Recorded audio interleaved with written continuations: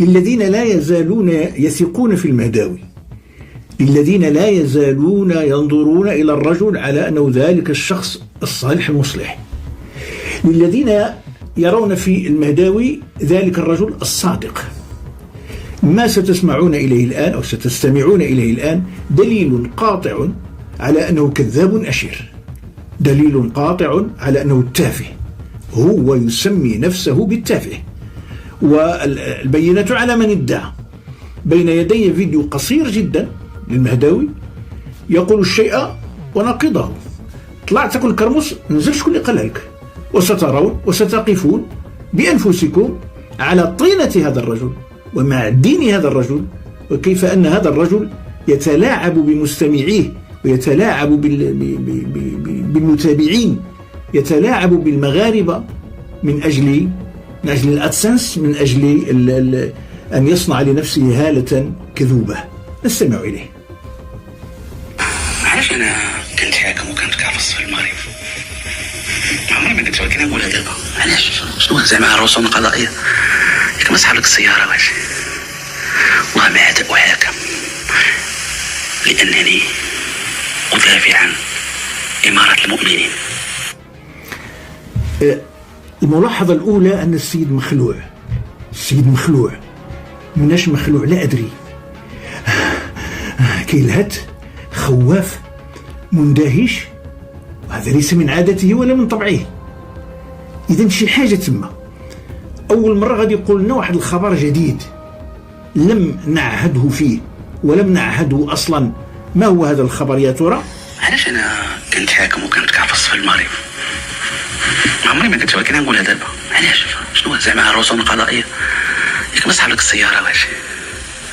والله ما عاد أحاكم لأنني أدافع عن إمارة المؤمنين. هذا هو السبب الحقيقي بدون الخوض في التفاصيل. هذا كلام خطير، خطير للغاية، ولكن تعليقي عليه بعد، لأن الآن ماذا تستمعون؟ الآن يدافع، يعني أول مرة غادي يقول لماذا يحاكم؟ لأنه يدافع عن إمارة المؤمنين، لأن إمارة المؤمنين لما كيشوفها كتقاس صافي ما كيصبرش. لقاش أنا مؤمن بأن الملكية قوة ديالها إلى جانب الشرعية التاريخية مؤسسة إمارة المؤمنين. وحنا ملي حسينا المؤسسة كتقاس كنخرجوا كندافعوا عليها. A few moments later. شي أنا والله ما كندافع على الملكية.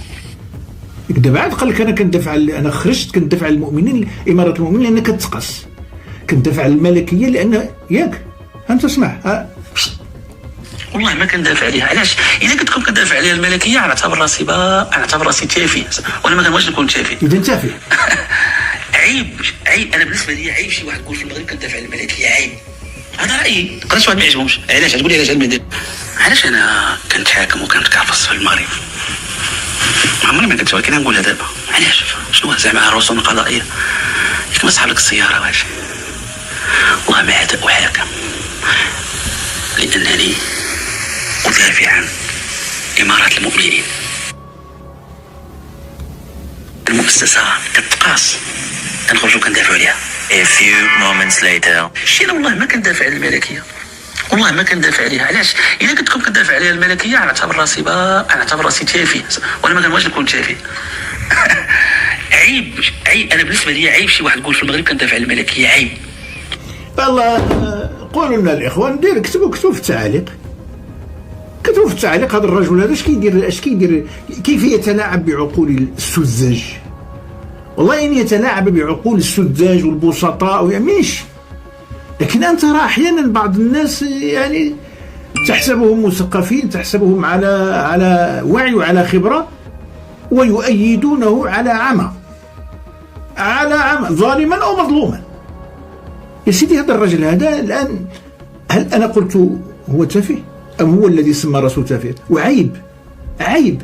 طيب الآن نعلق على هذه بالمناسبة هكذا وصلني شبه تقول له ودي عاود راه كيقطع ولا انا ما كنقطعش وما يمكنش نقطع، وكرامتي ديني لا يسمح لي باش ندير المونتاج ولا نقطع. اسمع، علاش انا كنت حاكم وكنت كافص في المغرب، عمري ما كنت ولكن نقولها دابا. علاش؟ شنو زعما الرسوم القضائية؟ ياك ما صحاب لك السيارة واش؟ لأنني أدافع عن إمارة المؤمنين. هذا هو السبب الحقيقي. واذا داكشي ديال السياره وديال وهبي وديال داكشي الى اخره، داكشي هذاك لا، راه ما كيحكموهاش على داكشي. اش قلت لكم قبيله؟ هذا الكلام خطير، هذا جد خطير. الان كيقول لك اسيدي انا لا احاكم على داكشي السياره، على داكشي لا لا لا، انا احاكم لانني ادافع عن اماره المؤمنين. اذا الذين يحاكمونه ضد اماره المؤمنين، بما انه يدافع عن اماره المؤمنين وكتجي السلطة وتحكمه لأنه يدافع عن إمارة المؤمنين، إذن السلطة القضائية التي تحاكمه ضد إمارة المؤمنين. هذا كلام ما فيش كلام، هذا كلام واضح صابح كالشمس في رابعة النهار. وش هل تذوقتم هذا يعني الرجل نصب نفسه أن إمارة المؤمنين في خطر، وأنني أنا أدافع عن إمارة المؤمنين، ولما شافوني يدافع عن إمارة المؤمنين وبقوة وكذا، اش غيديروا لي؟ غادي يلبقوا لي المحاكمات ويدخلوني للحبس ويديروا لي شي ملفات أخرى، هادشي ديال السيارة وهادشي ديال الآخره. والله الخطير هادشي، بالله والله العظيم خطير. علاش أنا كنتحاكم وكنتكعفص في المغرب؟ كنتكعفص في المغرب؟ عمري ما كنت، ولكن نقولها دابا. علاش؟ شنو زعما؟ دابا هذا الراجل هذا علاش يعني هو في خندق والمغرب في خندق آخر؟ علاش انا كنتكرفص؟ علاش كنتحاكم وكنتكرفص في المغرب؟ علاش؟ لماذا هذا المغرب كيحاكمني وكيكرفصني؟ لماذا المسؤولون يحاكمونني ويتكرفصوا عليا؟ علاش السي المدوي؟ السلطة القضائية ياك مسحب لك السيارة واش؟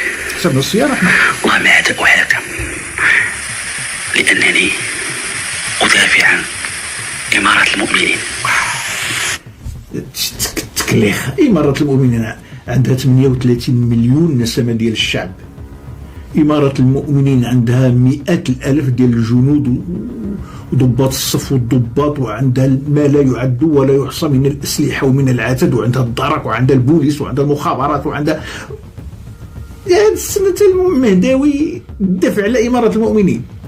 إمارة المؤمنين ضعيفة لهذه الدرجة. إمارة المؤمنين في حاجة المهداوي يدافع عليها، لأن إمارة المؤمنين كتقاس.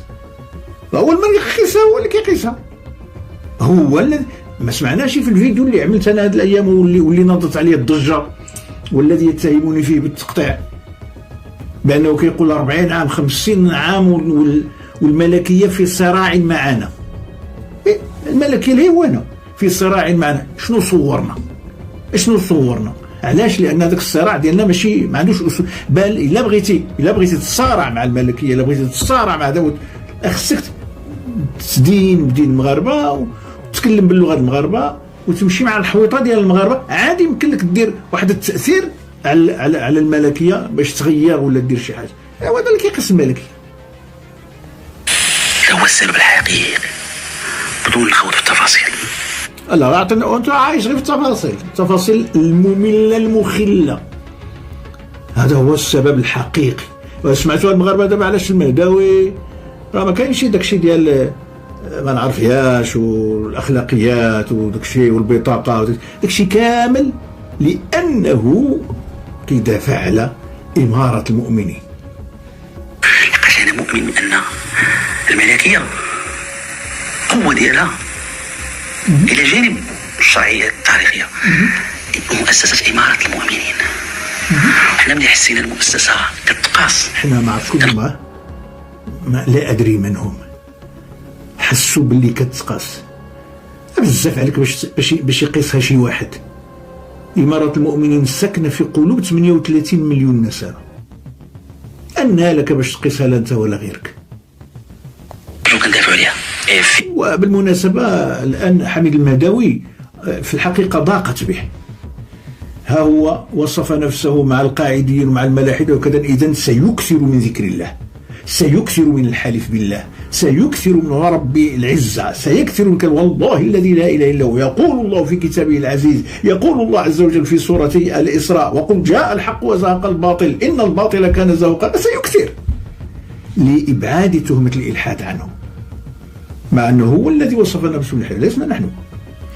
وسيكثر من دفاع عن الملكية، دفاع عن الملك، لأن أنت كتشوف دفاع عن إمارة المؤمنين، دفاع عن كذا، لأنك تقاسي علاش؟ لأنه متهم بعدوانه على الملكية. وبما أنه سحبت منه بطاقة الصحافة وبأن كذا، لاحظوا كيف عندما يتحدث على الصحفيين أو على الصحفي الفلاني يقول الزملاء، أقدم لكم الزميل الفلاني، زميلي الفلاني، الزملاء، فيستعمل كلمة زميل لترسيخ معنى أنني أنا راه صحفي، وهذا الصحفيون زملاء. فيكثر من ذكر الله ويكثر من الإحسان الملكية ومن القول الطيب في الملكية، ويكثر من كلمة الزميل والزملاء وإلى آخره. شينا والله ما كندافع عن الملكية، شينا والله ما كندافع. دابا قلت لنا دابا قال لك انا غادي كما حسبكم انا راه كيحاكموني وكنتكرفص في هذه البلاد. علاش؟ لأن نقول لكم السبب الحقيقي، لأنني أدافع عن الملكي، عن إمارة المؤمنين. ودابا عن الملكية والله ما كندافع عليها. علاش؟ إذا قلت لكم كندافع عليها الملكية نعتبر راسي تافه، وانا ما كنبغيش نكون تافه. وشوف الله يرحم الوالدين، الله يجزيكم عنا خير والله يكرمكم. راه أنا وغيري كثير نكره هذا الرجل لهذا الروغان، لهذه الثعلبية، لهذا الطلع نزل، لهذا سير أجي، سير كل تناقضات، يقول الشيء وضده ويأتي بالشيء ونقيضه. فأنتم كتشوفوا الدليل القاطع، يخرج يقول لنا هذا راه مفبرك، ما مفبرك مالو، هو كما هو بالحرف. عيب انا بالنسبه لي عيب شي واحد يقول في المغرب كندافع على الملك. عيب يلا خلاص. اذا وصف نفسه بالتافه ووصف نفسه بالمعيب. لما كيقول هذا عيب الانسان يقول واذا انت جئت بالعيب فانت معيب، فيك العيب كيعيب. هذا رايي، قدرش واحد ما يعجبهمش. علاش تقول لي علاش المهداوي؟ الملكيه مدافعه على راسها وقاده براسها، وهي كتدافع عليها، هي كتحمينا، عندها الشرعيه، عندها الاشباع الشرعيات. مزيان، هذا هو كلامنا احنا، هذا هو الكلام ديالنا. الملكيه شي تدافع عليها، عندها الشرعيه وعندها كذا وعندها كذا، ولكن دابا عاد قلت ان انا راه كيتكرفسوا عليا لانني ادافع عن اماره المؤمنين. ما قدم التاريخ وعليها الاجماع الولاء، وعندها الشرعيه الانثروبولوجيه والابسميه والابسمولوجيه والدينيه عندك ميدي. وكلما تقدمت في الزمن إلا وانغرست وتركزت اكثر. وما احلاك يا بلدي.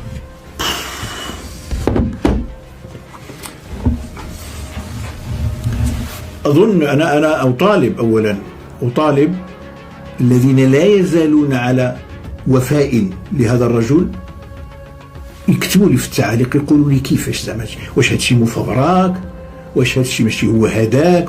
على كل حال لو بحثتم عن تناقضات المهداوي لوجدتم